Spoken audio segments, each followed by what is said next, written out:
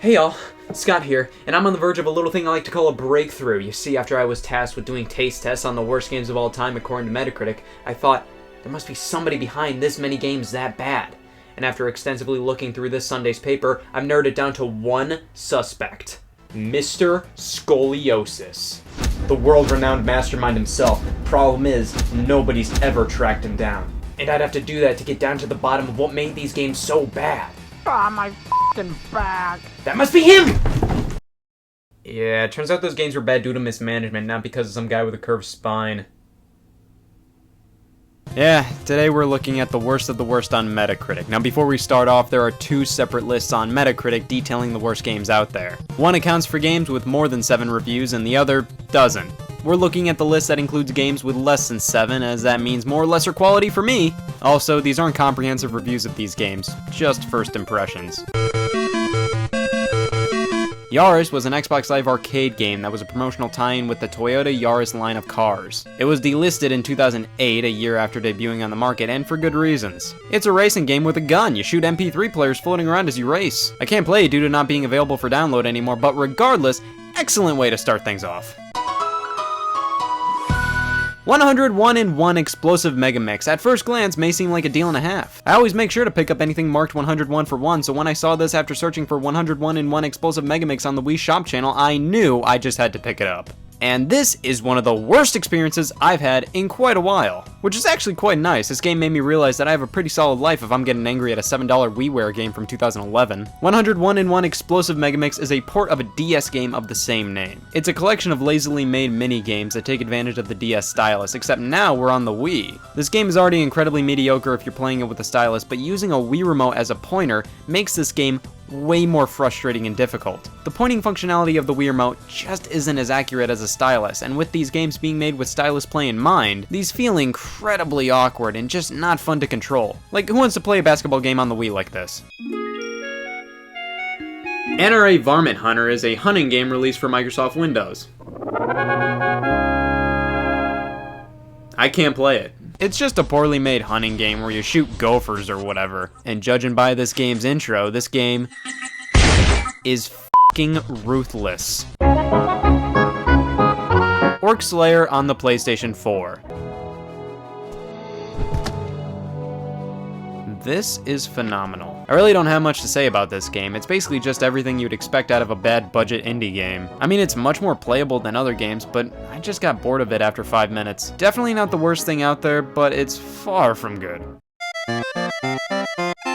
The Letter is a Wii U eShop game that failed to reach its funding goal on Indiegogo, but they released it anyway! This is a horror game without the horror. Actually, this game is terrifying when you analyze it all. A beach ball? Spinning on its own? I gotta get out of here! You just have to find specific objects to advance to the next stage. You also find letters scattered across the levels, giving you some crazy lore. The controls are incredibly floaty, and the game never goes in for a scare. You see, it has all the elements of a horror game, but with no climax, no jump scares, no legitimately creepy things. When the game tries to be creepy, it just ends up making you feel bad for it. Here we have a beating heart, and don't worry, the shit in your pants is completely justified. I actually beat this game back in the day for funsies, but when playing it recently, I couldn't bother getting past the second stage. It's actually really easy to get lost and just run around in circles due to how dark it is. Which is pretty sad. This game is around 20 minutes long, and I didn't even really feel like looking up a walkthrough, which you're definitely gonna need. The ending of the game, though, is out of this world. You enter a medical testing facility on the quest to find your father, and you just wait there for a few seconds, and blam blam blam, you're on an island, and it was all a dream. Hey, Twist Nation, do I got a game for you?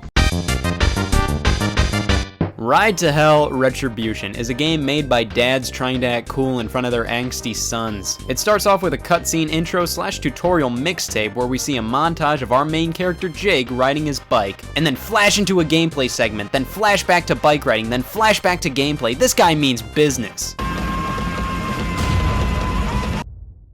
What an intro! After blowing all expectations out of the water, you reconcile with your father.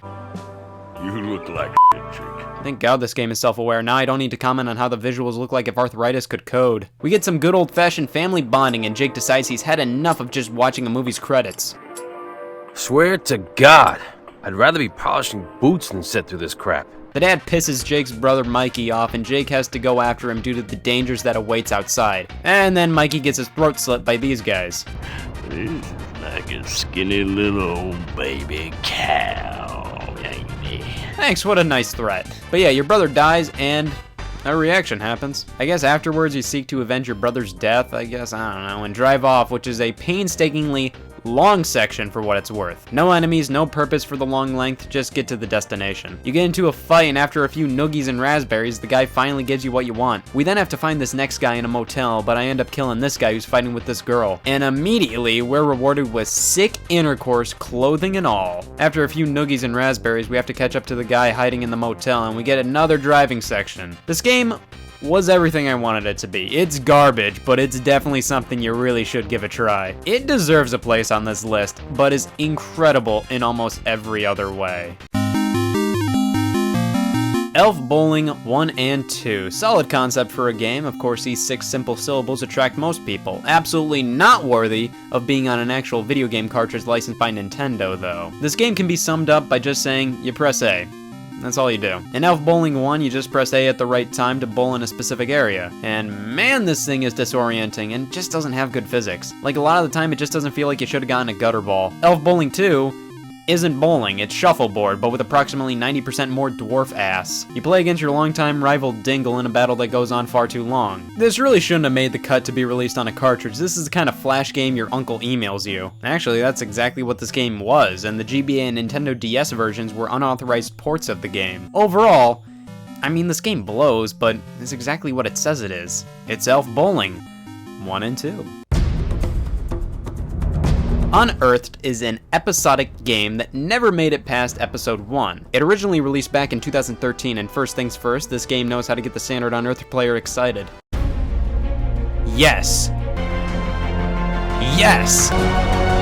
Yes! How many times can I say I'm sold until you get the point? This thing looks stellar. But let's get down to the brass tacks here. This is a complete rip-off of Uncharted. At least they saw the growing market for cinematic action adventure games that begin with Un. The difference is Uncharted has beautiful environments, great writing, fun characters, and entertaining gameplay. This game feels like if Uncharted was released on the PlayStation 1 and was coated with waffle iron. The game starts off with your character limping all over the place, while the game stops you abruptly every 4 grams of movement you take to explain something that's relatively trivial. I got to shooting and ew. I'm playing the Mac version, and for some reason they decided to make aiming a right click on the mouse and shooting a left click. All Macs ship with a trackpad or a magic mouse, which you can't right click and left click simultaneously. So time to crack out a third-party mouse. We trudge on to the hand-to-hand combat section, and why is the scroll wheel an input? We have all these keys on the keyboard, yet they decide to use the scroll wheel. That basically describes one of the larger problems with this game. Clunk. This game is the farthest thing from intuitive to play, which is emphasized even more by the fact that this is a pretty simple game. Definitely play it with a controller if possible. The game then actively tries to gain my sympathy, and then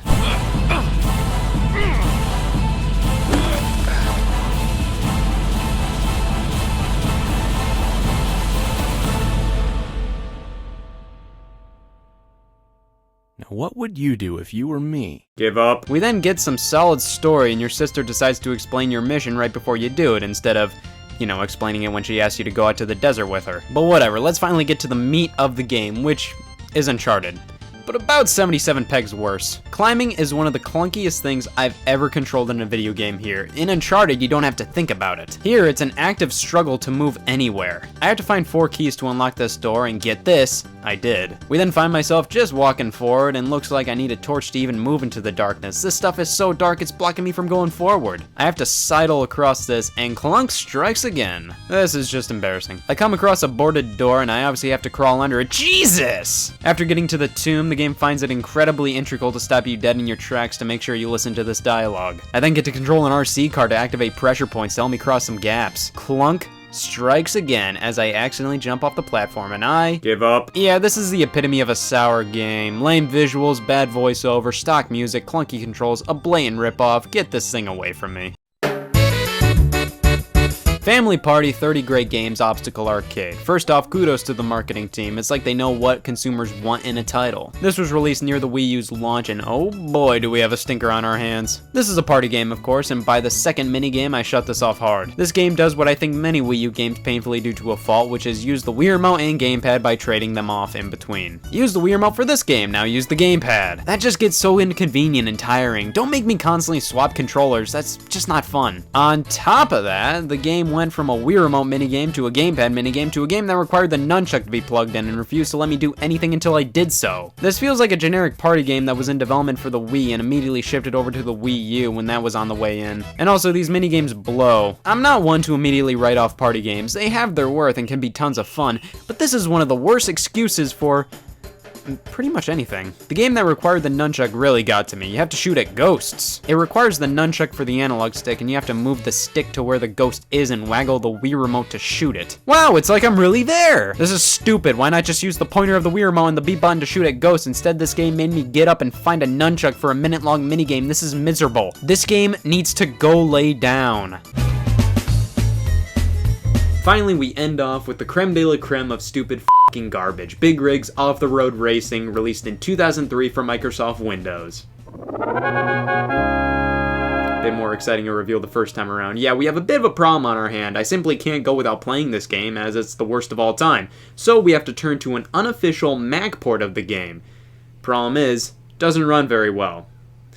I don't think that's going to affect my opinion of the game, however. Big Rigs is a racing game with everybody's favorite form of transportation, some big rigs. And it's completely unfinished. You can drive through everything. Your opponent doesn't even move at all. Now this is what I call some positive life lessons with Big Rigs. Easily teach young children that it doesn't matter if you win or lose, it's about the sick nasty glitches in store for you. This game is a masterpiece of trash. If you go in reverse, you oddly go faster than you would in drive, and on top of that, just give the left or right arrow keys some lovin', and finally, a driving game with some personality. Listen, I think Big Rigs deserves to definitely be on this list, and it definitely could be considered the worst game of all time. I mean, it's not finished. But this is more art than it is bad. This is the fun kind of bad that only legends have spoken of. 101-in-1 Explosive Mega Mix and Family Party are the boring, frustrating kind of bad. This and Ride to Hell are games I think everybody has to experience. Wow, oh wow. Who knew video games could be so bad? Hopefully those games didn't affect my sanity too much.